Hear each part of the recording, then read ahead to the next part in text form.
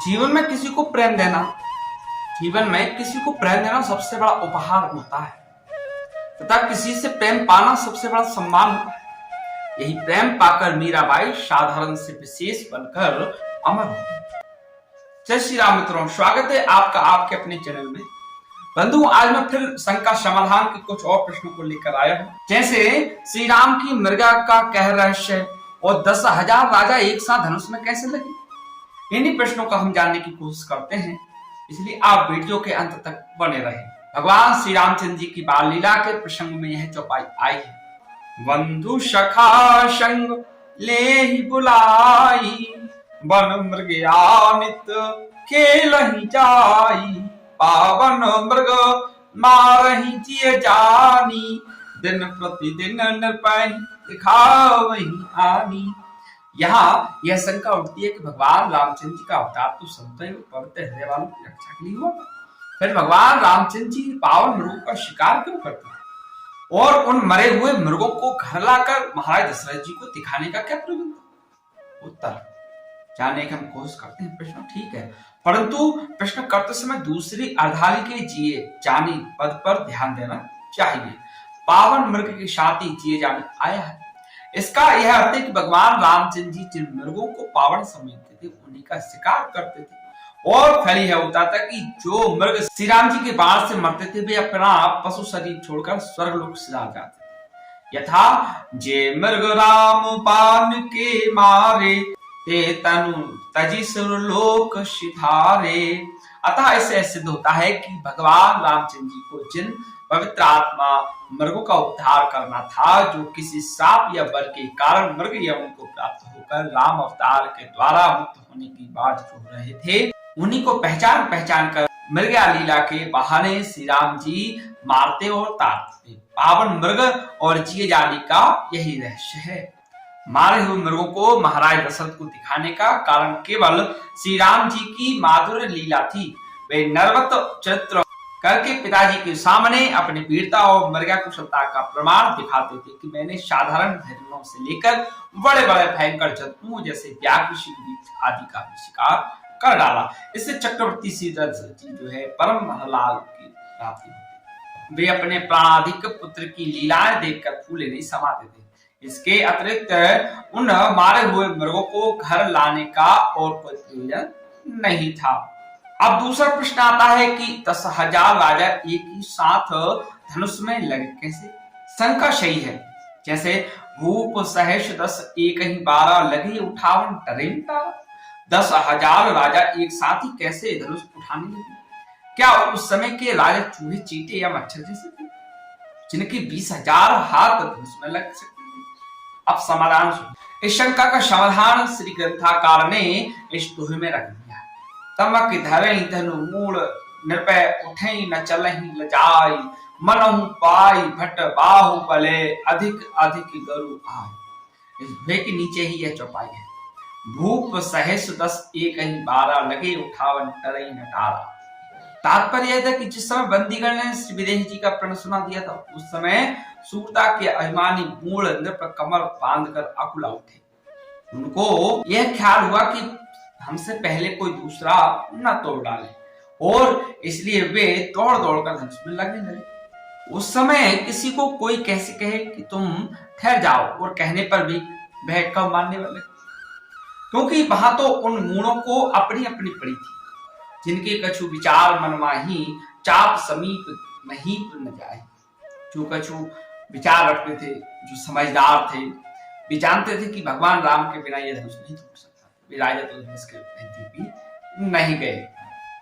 तमक धरहि धनु मूल नृपय, विचारहीन मूल राजा ही धनुष को दौड़कर पकड़ते थे, और उस समय वह शिव जी का दिव्य धनुष क्या लीला दिखाता था।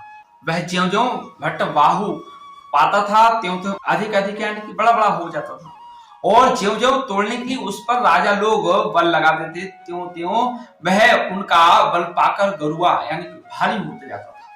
अर्थात दोहे में जो दो शब्द बाहु और बल आए हैं, इनका अर्थ बाहु का बल ना करके अलग अलग बाहु और बल कीजिए।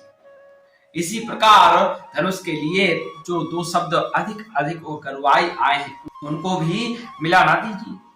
फिर देखिए यह स्पष्ट क्रम बना हुआ है कि भट्टबाहु पाई धनुष अधिक अधिक बढ़ता जाता था, अर्थात उन्हें जगह देता जाता था कि जितने चाहो उतने इकट्ठे लग, टूटा तो हमें श्री राम जी के हाथों ही है। और भट्ट बल पाई तात्पर्य जब तोड़ने के लिए जोर करते थे तब धनु गलवाई, अर्थात उनका बल खींच लेता था और भारी होता जाता था।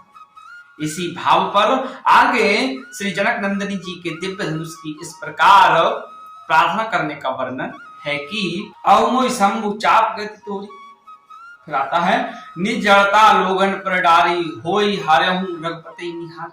देखिए अर्थात जिन जिन मूल यानी कि जड़ राजाओं से बल लेकर तुमने अपनी गरुता बढ़ाई दी है, कृपा करके उन्हीं जड़ों पर अपनी उस जड़ता को डाल दो तथा रामचंद्र जी के कोमल कर कमलों और उनकी कोमल अंगताओं को देखकर हल्के हो जाओ।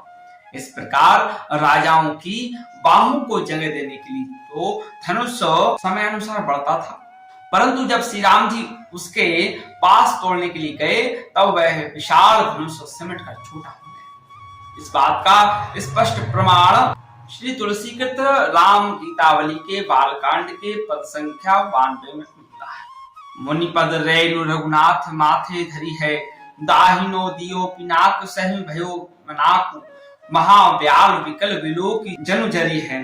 अर्थात श्री रघुनाथ जी ने जाकर उस दिव्य शक्ति सिद्ध धनुष को पहले दाहिना दिया, अर्थात उसकी परिक्रमा की और परिक्रमा करते ही वह धनुष इस प्रकार सहमकर मनाक अर्थात सिकुड़कर छोटा हो गया।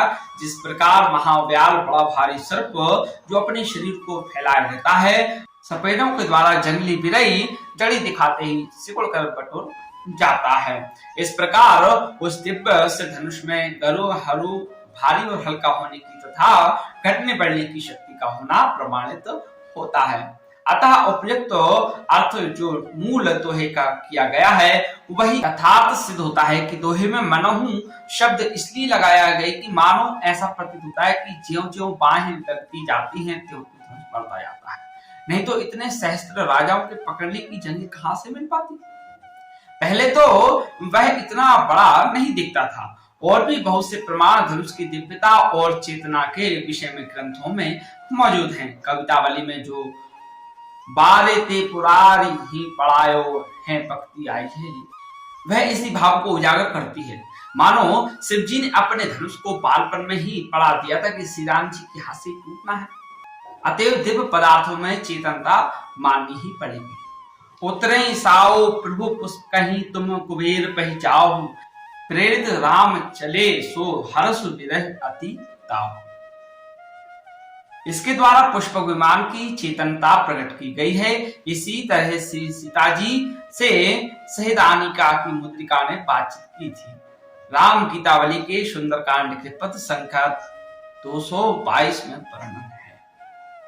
कियो सिए प्रबोध मुद्रितियो कपहि लखाओ इत्यादि। उसके फिर वह सिर धनुष तो सिद्ध रूप ही। श्री जनक जी उस दिव्यायुध का नित्य पूजन करते थे, अतएव उस धनुष में जब दिव्यता थी तब घटने बढ़ने के विषय में शंका करना व्यर्थ है। अतएव उस समय के राजाओं को चूहे चींटे या मच्छर मारने की आवश्यकता नहीं है। यह भगवान शिव के दिव्य धनुष की विशाल महिमा को सूचित करने वाली श्री गोस्वामी पाद द्वारा रचित सत्य सत्य और यथार्थ चौपाई है कि भूप सहस्र दस एक ही बारा लगे उठावन टरे नटारा। यह जानकारी आपको अच्छी लगी है तो हमारे वीडियो को लाइक शेयर जरूर करें। धन्यवाद।